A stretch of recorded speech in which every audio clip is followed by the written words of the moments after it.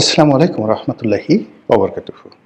সম্মানিত দর্শক, রাজনীতির যে রাজচক্র, ভাগ্যচক্র, যেটি আকাশ থেকে নিয়ন্ত্রিত হয়, অবস্থদৃষ্টে মনে হচ্ছে যে আবার এই রাজচক্র উল্টো পথে ঘোরা শুরু করেছে। আপনারা যদি গত ১৭ মাসের এই যে রাজনীতির যে পট পরিবর্তন, রাজনীতির স্রোত, বিভিন্ন পক্ষে বা বিপক্ষে যে জনজোয়ার, এগুলো যদি লক্ষ্য করেন আপনি দেখবেন যে বাংলাদেশের একটি ঘটনা, ইতিবাচক একটি ঘটনা, কোনো আবেগ, রাজনীতির জোয়ার বা সম্ভাবনা, এর কোনোটি কোনো ব্যক্তির বা কোনো দলের কর্ম দ্বারা সৃষ্টি হয়নি। অদ্ভুত অদ্ভুত সব ঘটনা ঘটল এবং এক একটা নতুন নতুন পরিস্থিতি তৈরি হলো। অবস্থা দৃষ্টি মনে হচ্ছে যে আসমান থেকে কেউ হয়তো কোনো কিছু নড়াচড়া করাচ্ছে এবং রাজনীতিতে বাংলাদেশের ময়দানে যা কিছু ঘটছে, এখানে ব্যক্তির চাইতে পারিবারিক বিষয় বা পারিবারিক বিষয় হচ্ছে রাজনৈতিক বিষয়, কিংবা অন্য কোনো যে দেশি বিদেশি চক্র, তাদের যে এখানে লীলা খেলা হচ্ছে, সেই লীলা খেলার চাইতে প্রাকৃতিক যে কারণগুলো সেগুলো বেশি ঘটছে। আপনি বুকে হাত দিয়ে একবার একটু চিন্তা করুন যে আওয়ামী লীগের পতন বা শেখ হাসিনার যে বাংলাদেশ থেকে দিল্লি গমন,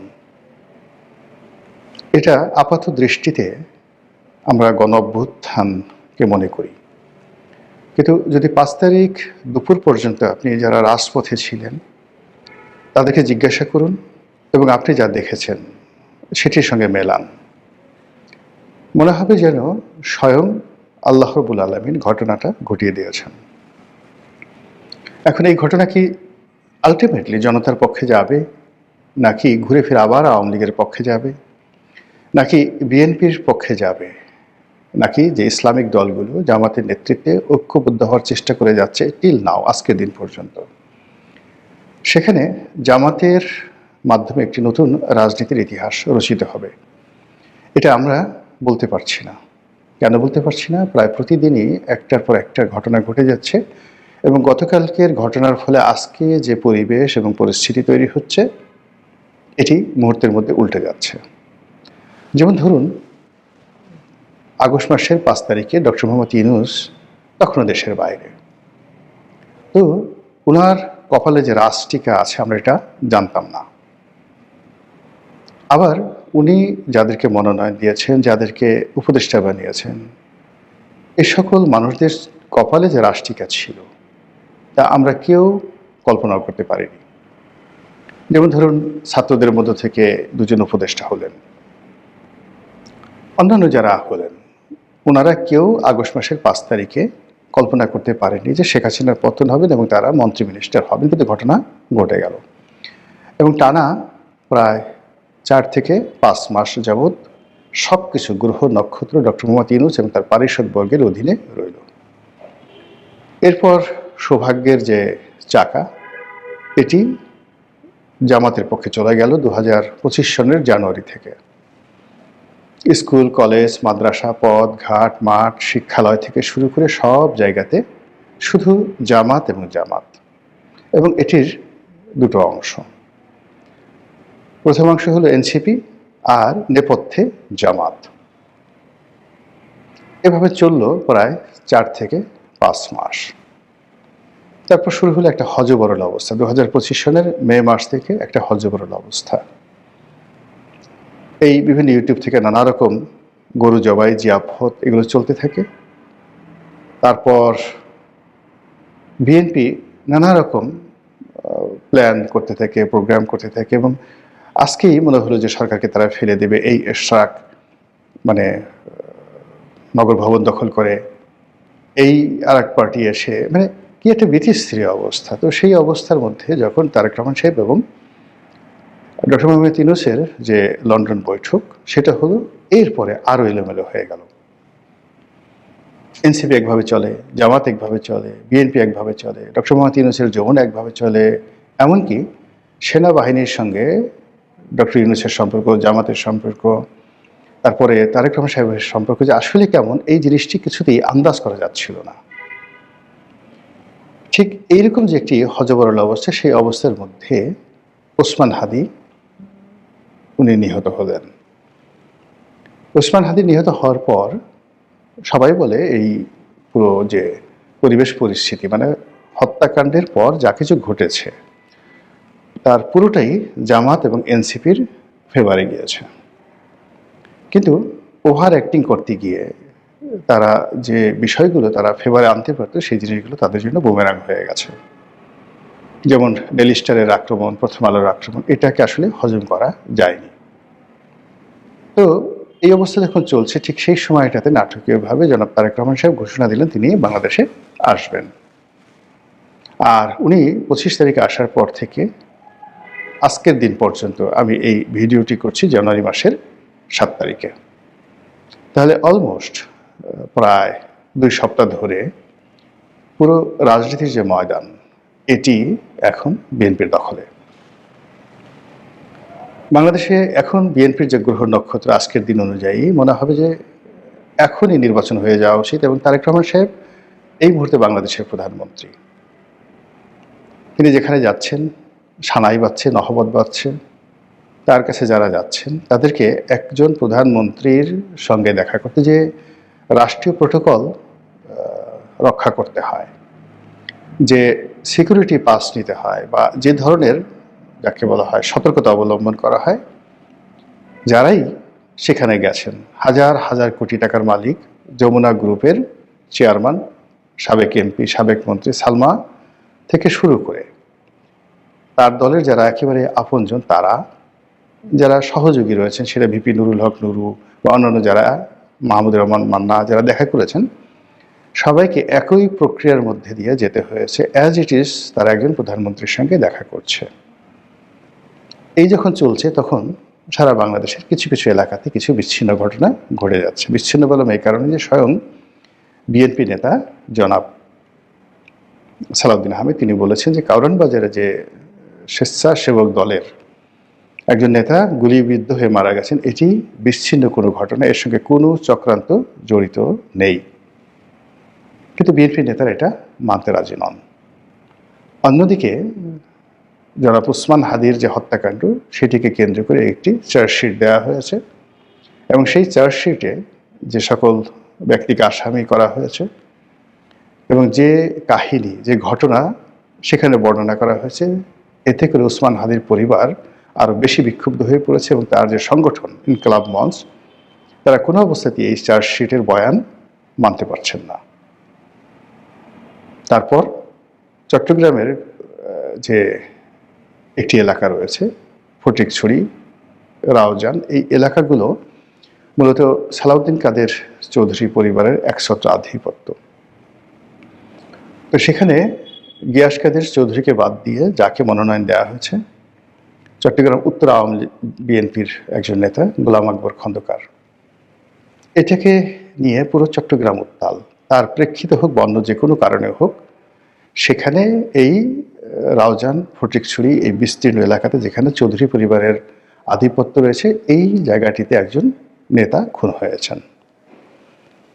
এর বাইরে রাজশাহী, চাঁপাইনবাবগঞ্জ থেকে শুরু করে বিভিন্ন এলাকা থেকে যে সকল খবর আসছে, সেই খবরগুলোকে আপনি যত বিচ্ছিন্ন বলার চেষ্টা করেন, কিন্তু একটির সঙ্গে অপরটি যদি মিলিয়ে দেন, তাহলে আপনি বুঝতে পারবেন যে বিএনপির ভাগ্যাকাশে যে সৌভাগ্যের পূর্ণিমার চাঁদ এই গত 15 দিন ধরে আলোক বর্ষণ করছিল, প্রভা দিচ্ছিল, প্রভা বিকিরণ করছিল, সেটি থমকে গেছে। এখন নানা জনে নানা কথা বলার চেষ্টা করছেন, মুখ ফুটে অনেকে বলছেন, আর অনেকে বুক ফেটে যাচ্ছে কিন্তু বলতে পারছেন না। এরই মধ্যে আন্তর্জাতিক অঙ্গনে দুটো ঘটনা ঘটল, ইউরোপ কেন্দ্রিক এবং ল্যাটিন আমেরিকা কেন্দ্রিক। ইউরোপে অ্যান্টার্কটিকার মতো করে একটি বরফ আচ্ছাদিত অঞ্চল রয়েছে, গ্রিনল্যান্ড। যেটি ডেনমার্কের সম্পত্তি দীর্ঘদিন ধরে, এবং এটার সঙ্গে ইউরোপের যাকে বলা হয় একটা প্রেস্টিজ জড়িত পুরো ইউরোপের। শুধু এটা ডেনমার্কের সম্পত্তি না, এখন এটা ডোনাল্ড ট্রাম্প দখল করতে চাচ্ছেন। এটা নিয়ে ইউরোপের সঙ্গে তার বাকবিতণ্ডা। এরপর ল্যাটিন আমেরিকাতে যদি যান বা দক্ষিণ আমেরিকাতে যদি যান, সেখানে ভেনেজুয়েলার প্রেসিডেন্টকে ধরে আনার পর মার্কিন যুক্তরাষ্ট্রে যা কিছু হচ্ছে, যুক্তরাষ্ট্রের বাইরে যা কিছু হচ্ছে, এবং পুরো ল্যাটিন আমেরিকাতে যা কিছু হচ্ছে, ব্রাজিল থেকে শুরু করে বড় বড় দেশগুলো যেভাবে আমেরিকার সাম্রাজ্যবাদের বিরুদ্ধে ফুঁসে উঠেছে, অবস্থা দৃষ্টে মনে হচ্ছে যে মাদুরোর বিষয়ে যুক্তরাষ্ট্রকে এটা সমঝোতায় যেতে হবে এবং তাকে পিছু হটতে হবে।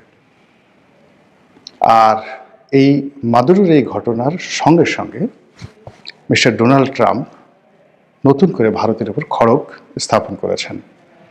গত এক বছর ধরে ভারতের সাথে সম্পর্ক স্থাপন, পুনঃস্থাপন, সম্পর্ক নষ্ট, এগুলো নিয়ে নানা রকম নাটক হয়েছে। সেই নাটকের প্রেক্ষিতে ডোনাল্ড ট্রাম্পও চেষ্টা করেছেন, মিস্টার নরেন্দ্র মোদীও চেষ্টা করেছেন, কিন্তু শেষ অবধি হয়নি। এর কারণ হলো স্বার্থের যে বিষয়টি, এটি উভয় পক্ষের জন্য জীবন মরণ সমস্যা। ভারতের অর্থনীতি এখন যেভাবে রাশিয়ান তেলের উপরে নির্ভর করছে, আমেরিকার দাবি মতো কোনো অবস্থাতেই তারা রাশিয়ার তেল কেনা বন্ধ করতে পারে না। আবার অন্যদিকে রাশিয়ার সঙ্গে ভারতের যে সম্পর্কটি রয়েছে, এই সম্পর্কটির মধ্যে যদি একটা বিচ্ছেদ ঘটানো না যায়, এটি আমেরিকার পক্ষে হজম করা কোনো অবস্থাতেই সম্ভব নয়। তো তর্জন গর্জন চলছিল এতকাল, তার প্রেক্ষিতে এখন যেটি হচ্ছে, আমেরিকা সম্ভবত কোমরে গামছা বেঁধে ভারতের বিরুদ্ধে নেমেছে। এবং আজকের এই ভিডিওটি যখন করছি তখনের খবর হলো ভারতের উপর 500%, 500 টাইমস শুল্ক আরোপ করার যে অর্ডার, এই অর্ডারে ডোনাল্ড ট্রাম্প স্বাক্ষর করেছেন। কাজেই ভারত এবং আমেরিকার যে সম্পর্ক নষ্ট হয়ে গেল দিল্লির সাথে, এখন সঙ্গত কারণেই বাংলাদেশ দিল্লির পরিবর্তে ঢাকা, দিল্লির পরিবর্তে ইসলামাবাদ আমেরিকার জন্য একটা সেফ, যাকে বলা হয় টার্নিং পয়েন্ট হয়ে যাবে। আর সেফ টার্নিং পয়েন্ট যদি হয়, সেক্ষেত্রে এই গত 15 দিনে বিএনপির যে রমরমে অবস্থা, এর পেছনে আমেরিকার গুডউইল না ভারতের গুডউইল, আমেরিকার বেস্ট উইশেস না ভারতের বেস্ট উইশেস, আমেরিকার গ্রিন সিগন্যাল না ভারতের গ্রিন সিগন্যাল, এটা আপনারা বুঝে নেন। আর সেক্ষেত্রে যেটি হচ্ছে, যদি বিএনপির সঙ্গে আমেরিকার গ্রিন সিগন্যাল থাকে, সেক্ষেত্রে ভারত তার শত্রু হয়ে যাবে এবং ভারত ডক্টর মোহাম্মদ ইউনূসকে কাছে টেনে নেবে। আবার যদি ভারতের সঙ্গে বিএনপির কোনো দফারফা হয়ে থাকে, সেক্ষেত্রে আমেরিকা এই ডক্টর মোহাম্মদ ইউনূসকে আবার তারা কাছে টেনে নেবে। এরই কিছু আলামত আমরা দেখতে পাচ্ছি। মার্কিন যুক্তরাষ্ট্রেও এবং কাতার এবং ডক্টর মোহাম্মদ ইউনূস সরকারের কতিপয় কর্মকর্তাদের ঘন ঘন বৈঠক ঢাকাতে, ওয়াশিংটনে এবং কাতারের রাজধানী দোহাতে।